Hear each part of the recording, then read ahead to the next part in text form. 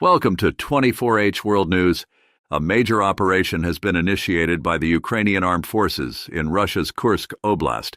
The massive Kursk raid conducted by Ukrainian forces caused significant disruption in the Kremlin lobbies.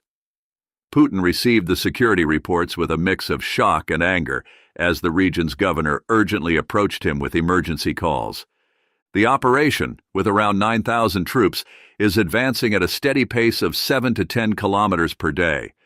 The force is comprised of around 18 battalions, and AFU brigades usually consist of 4 to 9 battalions, with an average of 6 battalions per brigade.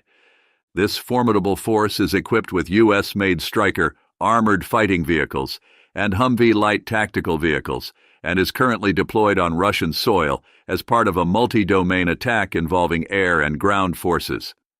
The Stryker, an 8-wheeled armored fighting vehicle, strikes a balance between mobility, protection, and firepower, while the Humvee provides efficient transportation for personnel and light cargo. The Russian response to this attack has been disappointingly inadequate, revealing notable weaknesses in their defensive strategy. A Ukrainian offensive quickly overpowered a Russian military unit that had a primary role in logistics operations.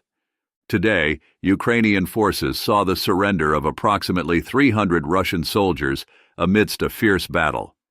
It is evident that the Russian soldiers captured during the operation displayed a noticeable lack of motivation, with most of them lacking any prior combat experience. Ukrainian Lieutenant Alex noticed that the Russian troops were deployed to the combat zone for training purposes rather than active engagement, and he observed that they primarily remained in the trenches. This latest operation bears striking similarities to previous missions that achieved similar results.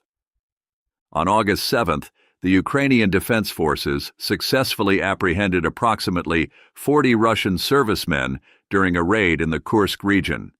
On August 6th, a group of 35 Russian soldiers decided to surrender to Ukraine. This discovery highlights the difficulties that the Russian military encounters in ensuring that its personnel are adequately trained and assigned to appropriate tasks, which can impact combat readiness. Reports indicate that Chechen forces have withdrawn from the region in response to the Ukrainian offensive. These auxiliary units within Russia's military organization raise concerns about their morale and fighting capability. It seems that the Chechen troops encountered some difficulties when confronted by a determined and well-prepared Ukrainian force. Russia seems to heavily rely on air power, particularly the VKS, as their main reserves in this battle. The heavy dependence on the Air Force reveals a significant disparity in Russia's military capabilities in the region, potentially leaving ground soldiers without adequate support. The utilization of the FPV motorized transport kill balloon plays a crucial role in the Ukrainian offensive. This innovative approach involves the use of first-person view, FPV, drones operated by highly trained drone land teams. These teams create a 25-kilometer blockade around advancing AFU soldier columns, effectively obstructing Russian military movement and supply routes. FPV drones are known for their compact size, impressive agility, and top-notch cameras. They allow operators to fly them while receiving live video footage, offering precise control and maneuverability. The technique has a significant impact, particularly when it comes to the destruction of Russian tank transporter convoys. These vital logistics assets were strategically positioned 30 kilometers away from the Ukrainian border to avoid any potential drone attacks. This distance proved to be inadequate for the extensive range of Ukrainian drone operations. Tank carriers, like the Russian KZKT-7428 Rusik or MAZ-537, are absolutely crucial for operational strategic mobility. They are responsible for moving main battle tanks and other armored combat vehicles to strategic positions on the battlefield. Their absence would have a significant effect on Russian logistics capabilities, potentially hampering their ability to rapidly resupply at-risk areas or move armored units for counteroffensives. The Ukrainian kill balloon has proven to be effective against more than just ground transportation. Ukrainian forces have recently taken their interdiction efforts to a new level by launching attacks on Russian railway engines in Kursk Oblast using FPV drones.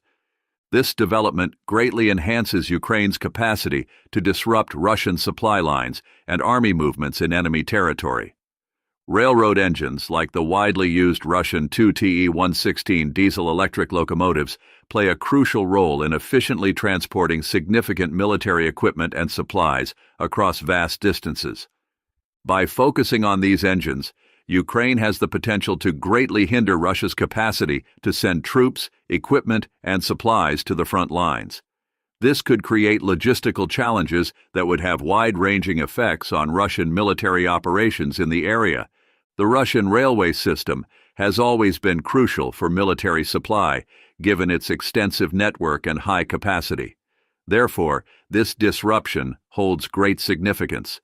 Recent heat maps from NASA firms provide strong evidence supporting Ukraine's assertions of significant territorial advancements. These satellite-based fire detection systems have detected hotspots, suggesting intense artillery exchanges between the AFU and Russian forces. The firm's technology, with its infrared sensors, offers essential third-party verification of ongoing operations by comparing them to known troop movements and reported engagements. It detects thermal abnormalities and provides valuable insights into the extent and intensity of these operations. The Ukrainian Army showcased their effective use of Buk surface-to-air missile launchers and FPV interceptors in providing air defense for their advancing ground forces. The Buk system is a powerful medium-range surface-to-air missile system that can effectively engage targets up to 50 kilometers away and at altitudes reaching 25 kilometers. It has proven to be an effective tool in safeguarding Ukrainian ground forces by deterring Russian jets and helicopters.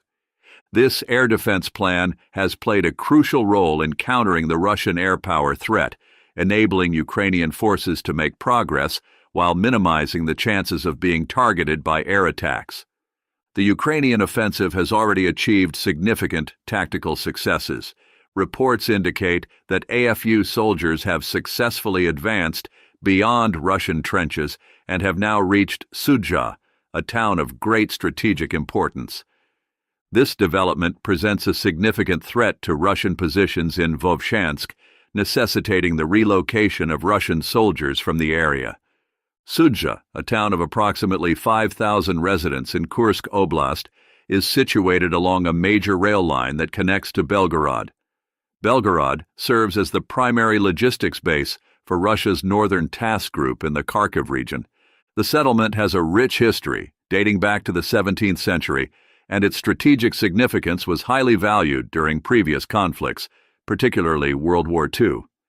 If Ukraine gains control or obstructs this railway line, it would significantly disrupt Russian supply networks and have a significant impact on operations across the front. The railway line through Sudzha is a significant part of Russia's extensive railway network, known for being one of the world's largest, covering over 85,000 kilometers. The Russian defensive situation is worsened by the absence of significant reserves of infantry, mechanized units, tanks, and artillery between Kursk, Belgorod, and Moscow. One challenge faced by Russian commanders is the limited availability of combat forces, which hampers their ability to quickly reinforce vulnerable areas or launch significant counterattacks without diverting forces from other crucial parts of the front. Defending the distance between Kursk and Moscow, spanning around 500 kilometers, demands a significant deployment of forces. The strategic vulnerability of the region is further emphasized by its historical significance, especially in the Kursk Oblast. This area witnessed one of the most significant tank battles in history during World War II's Operation Citadel in 1943. The scale of this offensive is extensive, and the significant distance of 150 kilometers between Kursk and Vovchansk poses a major operational strategic challenge.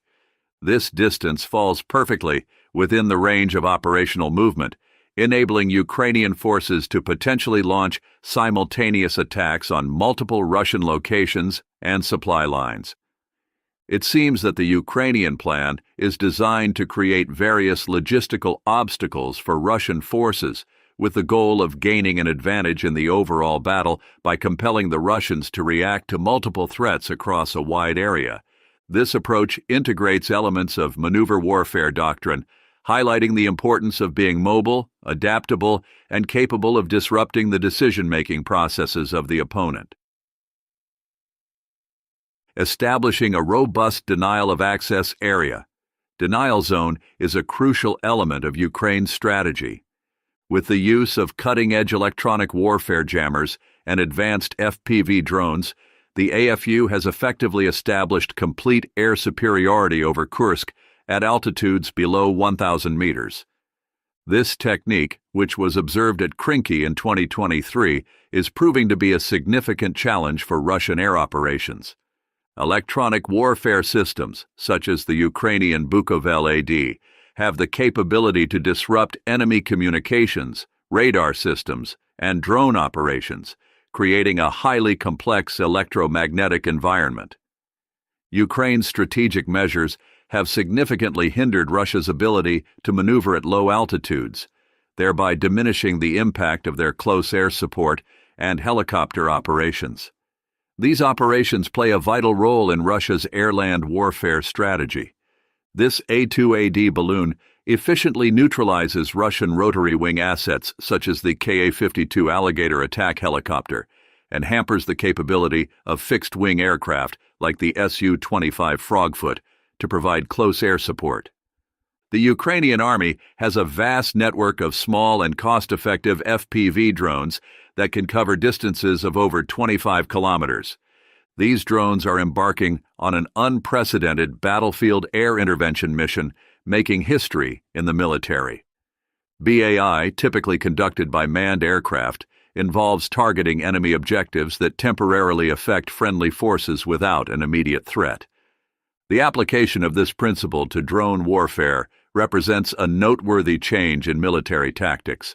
The combination of high-altitude monitoring and low-altitude strike capabilities has created a challenging threat environment that Russian troops have found difficult to navigate.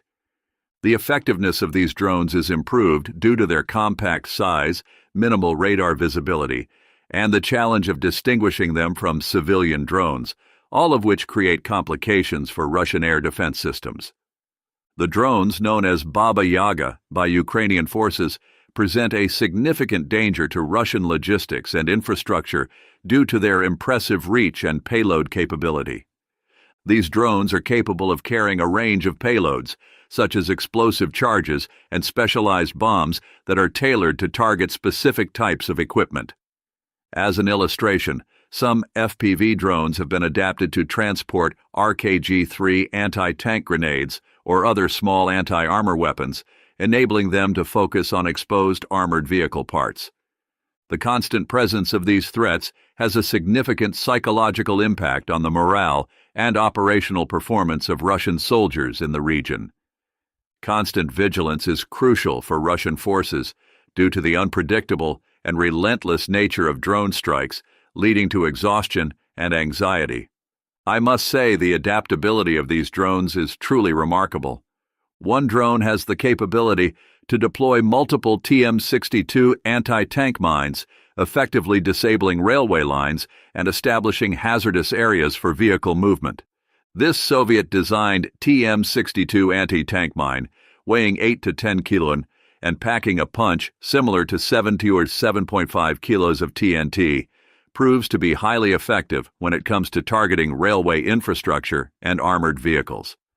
The sheer magnitude and devastating impact of its explosive charge can completely incapacitate railroad rails until repairs are fully carried out. This capability, combined with the danger to repair personnel, greatly hinders Russia's attempts to sustain vital supply routes. The constant threat of drone strikes can leave damaged sections of track unusable for long periods, posing a significant risk for Russian forces attempting to deploy railway repair personnel. The impact on Russian logistics is significant, as even the slightest rail damage can cause disruptions throughout the entire regional rail network. The tactics employed by the AFU bear resemblance to the strategies employed by the Allied air forces during WW. During the war, aircraft such as Typhoons and P-47s played a crucial role in clearing spaces ahead of tank formations. The Hawker Typhoon, equipped with 8 RP-3 rockets, and the Republic P-47 Thunderbolt, capable of carrying 500-pound bombs, proved to be highly effective in disrupting German supplies and delivering close air support. However, the AFU adapted their approach for modern warfare by utilizing drones instead of manned aircraft. This approach yields comparable outcomes with significantly reduced risks to personnel and at a fraction of the cost of conventional air operations. Utilizing drones for this task enhances response effectiveness by offering consistent coverage and the capability to stay suspended over target areas for extended durations. This drone technique has significant implications that extend beyond the immediate battlefield. The Ukrainian ground forces have successfully established a 25-kilometer interdiction bubble in front of their positions, resulting in significant transportation disruptions. A 10-kilometer zone can be extremely dangerous for Russian motor vehicles. With the massive railway network in the Kursk region, tackling this capacity becomes a major hurdle for Russian logistics. The railway system in Kursk Oblast has always played a crucial role in the Russian rail network, serving as a vital junction. It boasts major lines that connect Moscow to the southern regions, as well as routes that span from east to west. The region's railway network, developed over centuries, holds great importance for both civilian and military traffic. Through a strategic focus on this network, Ukrainian forces have the ability to effectively isolate Russian troops from their supply bases and disrupt their reinforcement movements. Disrupting a few major intersections or bridges could have significant consequences for the entire supply network, potentially forcing Russian forces to depend on less efficient and riskier road transit. The Sudzha axis holds significant strategic importance. This location is a crucial rail line that leads to Belgorod, serving as the main supply hub for the Russian Task Group North in Kharkiv. If Ukraine were to gain control or block this rail route, it could have a significant impact on Russian supply chains, potentially compromising the combat effectiveness of a large number of Russian soldiers in the area. The Belgorod logistics facility plays a crucial role in Russia's military supply chain, efficiently managing large quantities of ammunition, fuel, and other essential supplies required for operations in eastern Ukraine. The potential disruption in the supply flow from this hub could have significant implications for Russian fighting capabilities. In addition, the natural gas pipeline from Hungary to Ukraine runs through Sudzha, adding an economic and energy aspect to the conflict. Given the current situation, Ukraine's control over the crossing could potentially offer them valuable leverage in future negotiations or economic warfare measures, considering Russia's interruption of the pipeline since the beginning of the war. The terrain surrounding Sudzha consists of rugged hills and dense forests, posing a challenge for Ukraine to reclaim lost territory due to the presence of established defensive structures. The geography of Kursk Oblast has been influenced by centuries of agricultural activity and significant historical conflicts, offering both challenges and opportunities for military operations. Retaining fire control over crucial landlines of communication would greatly hinder Russia's ability to supply and reinforce Task Group North in Kharkiv. This control could potentially disrupt Russian logistical operations, forcing them to depend on longer and more exposed supply routes. As a result, their resources may be diminished, creating opportunities for future Ukrainian advances or intervention. Understanding geolocs is crucial for military logistics, encompassing various transportation routes such as roads, trains, waterways, and air corridors. Through the strategic targeting of multiple Glocks simultaneously, Ukrainian forces can present a challenging predicament for Russian military strategists. This would force them to divert their resources towards safeguarding supply lines instead of pursuing offensive operations. The Russian Task Group North, previously divided into 4 smaller units, is currently facing intense pressure on its flank. The situation is challenging and requires immediate attention.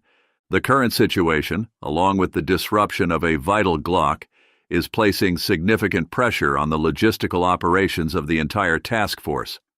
The Ukrainian invasion is challenging the Russian military's task group system, a flexible organizational strategy designed to adapt forces to specific operational requirements. In such challenging circumstances, the transportation of equipment and supplies over Russian railways, especially the ZHV, poses a growing challenge.